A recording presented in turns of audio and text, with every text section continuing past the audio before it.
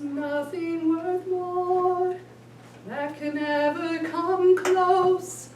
No thing can compare.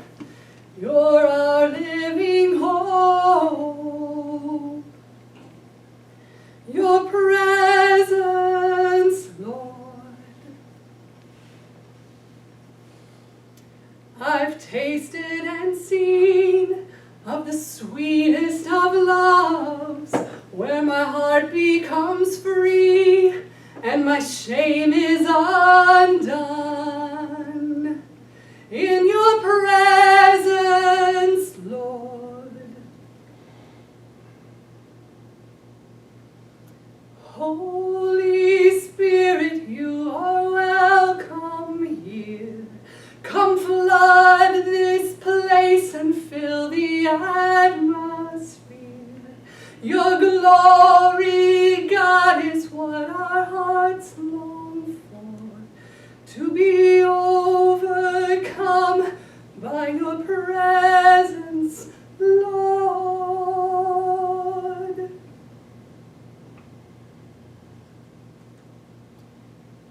On January 9th, 2015, I sang that song in front of my church, about 300 women who had gathered there for a weekend. This is a contemporary Christian song.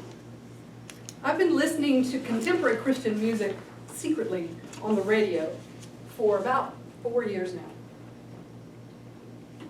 I didn't want anyone in my church to know, because my church is a traditional Anglican church. Episcopal.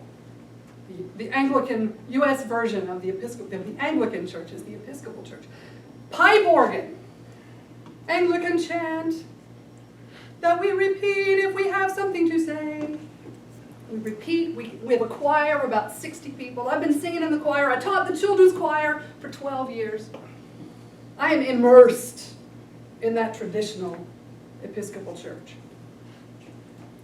But that day, I had assembled a band of guitars and drums in that church. And I stood in front of those women, about half of whom were from my church and about half of whom were from other churches around in the area who were drawn by the keynote speaker.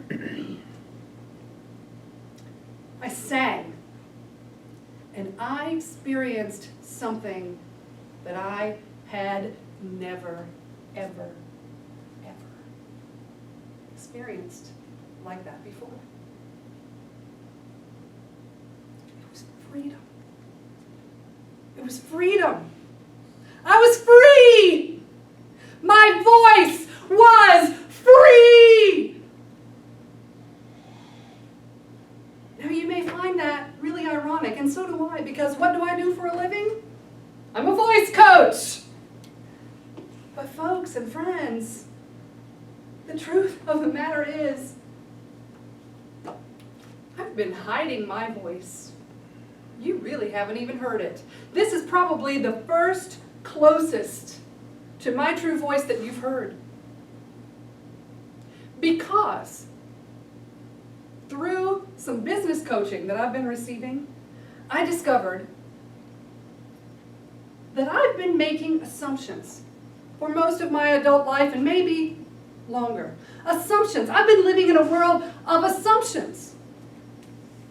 You know what they say about assumptions? Well, it worked for me, because in my assumptions, I assumed that what I might say would cause you to react in a certain way if I said it, and therefore I wouldn't say it.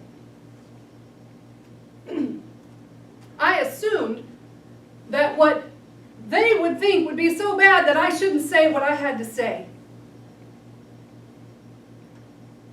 But 2 weeks ago, 2 weeks, only 2 weeks ago, something changed. I finally realized what was going on. I finally realized how I was hiding behind assumptions. I was hiding. And you know what happened in my house as a result of me hiding behind assuming what other people might think about what I say if I were to say it? How ridiculous that sounds. My house got filled with clutter.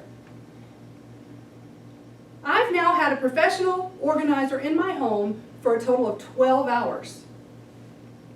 And we haven't even begun to get to the root of all of the stuff that is in my house. And that doesn't even include the 8 hours I spent on a professional organizer to get my papers in order. So 20 hours of professional work plus 4 hours of someone to help me get my inbox from 1,400 unread emails. 1,400 unread emails to 0. I've been working hard. This is all a process. It's a journey for me. It's a journey for my business, because up until now, I'm a voice coach, but I'm thinking in the back of my mind, why would you even want to hire me? Because of what you might think if I were to say what I really had to say. And how could you pay me for what I have, because I don't have any value? Ladies and gentlemen, until about 2 weeks ago, if I was completely honest with you, I would say, I didn't have any value. I'm totally serious. I'm totally serious. And I've fooled a lot of people, haven't I? Ha ha ha ha ha. No, I fooled me. I thought that I was a confident speaker.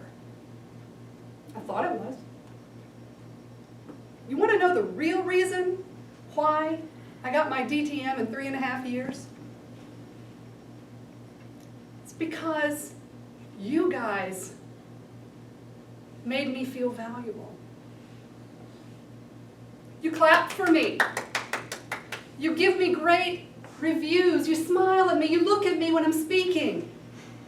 You laugh at the right time. Great, Dan, thanks. You all have done that for me, and I can't get enough. It's like my fix. I gotta come back, and I gotta speak more so I can get more of that. But now, I see that I am valuable. I have, as the song says, tasted and seen of the sweetest of loves. It's a love for myself. And now, I really can help you find your voice, just like I have worked to find mine. It's still a journey, and I've still got probably 24, at least, more hours with professional organizers ahead of me in my life. But I'm paying the money, I'm investing it, I'm borrowing it from a line of credit. So it's a step out in faith for me too, because I actually don't have the cash flow to pay these people. But I can tell that when my house doesn't have all that shit in it, there will be space for that Holy Spirit of mine to come in and fill it up. Starting with me, coming out through my voice. And if you want some of this, I'm all yours. Mr. Toastmaster. Do you want to record? Yeah, you can stop. Thank you.